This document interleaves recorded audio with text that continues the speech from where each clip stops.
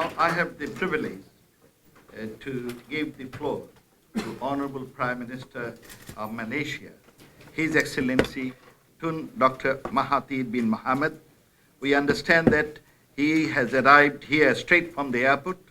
We are grateful for your commitment to the cause of Rohingyas. You have the floor, Your Excellency. Thank you.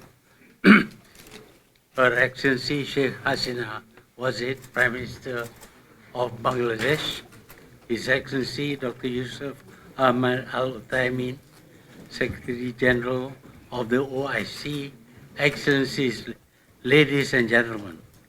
First and foremost, I would like to express my sincere appreciation to Her Excellency Sheikh Hasina Wazir, Prime Minister of Bangladesh, for inviting Malaysia to be part of this important event. I would also like to thank the OIC Secretary General and the OIC Secretariat for the excellent work in organizing this meeting. Let us start by calling a spade a spade. What happened in the Rakhine State is genocide. What took place were mass killings, systematic rape, and other gross violations of human rights. This resulted in the Rohingyas fleeing the country en masse. Most ended up in Cox's Bazar. On this, we commend Bangladesh for all it has done in hosting more than 1.2 million Rohingyas refugees. Excellencies, ladies and gentlemen, while Myanmar is arguing that it was responding to the threat of terrorism, it is ironic that millions fled in fear of such counter-terrorism measures or simply state and institutionalized terrorism. Many faced untold brutality and were even at risk of seeing an entire generation wiped out. Some were able to escape, but these lucky ones are now unable to return to their homes in Myanmar. One thing is clear: the longer the refugees stay in the camps, the more desperate their situation becomes. As it is, the refugees have become vulnerable to other forms of exploitation. They become likely targets for cross-border crimes such as human trafficking and sex slavery, among others. In other words, they can only see a bleak future ahead. The situation in Myanmar is not any better. Many Rohingyas have become internally displaced persons, languishing in camps in Rakhine.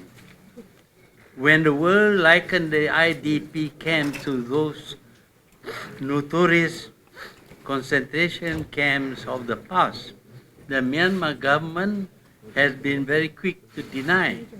Yet the Myanmar authorities have denied access to some UN officials and humanitarian aid workers.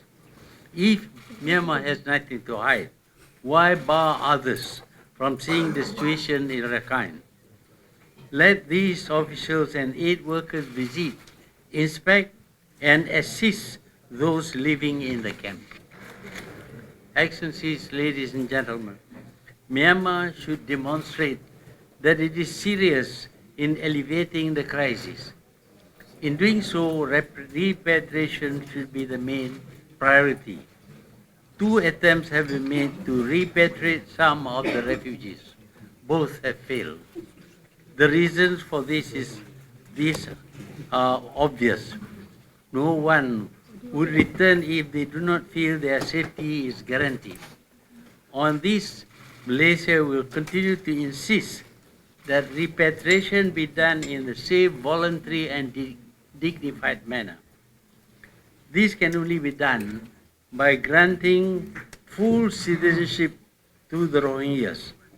However, the Myanmar authorities have manipulated the Rohingya issue to incite fear, hatred, and violence. Thus, merely considering the idea of granting citizenship is unacceptable. It is obvious that Myanmar's attempt on ensuring accountability has failed. How would such attempts work if the perpetrators responsible for the atrocities are part of the system? As it is, none of the atrocities committed in 2017 have been accounted for. Even those convicted for the Indim mass killings, for example, were released after serving barely 1 year of their 10-year sentence. The conviction was an attempt to deceive us into thinking that they are holding perpetrators accountable. Excellencies, ladies and gentlemen, it is clear that the Myanmar government is unwilling to take any action to resolve the crisis. Therefore, it is left to us, the international community, to do something about the situation. For a start, the UN should play its role, taking into account that it was established in hopes of preventing future human-made miseries. Its silence is deafening. I would like to refer to what happened in Cambodia, when 2 million Cambodians were being killed, practically in full view of the world. Nothing was done. Without Security Council action, others must do their part to resolve the crisis and bring the perpetrators to justice. We commend the positive effort of OIC in addressing the Rohingya issue at this international forum and for the decision to bring the matter to the International Court of Justice.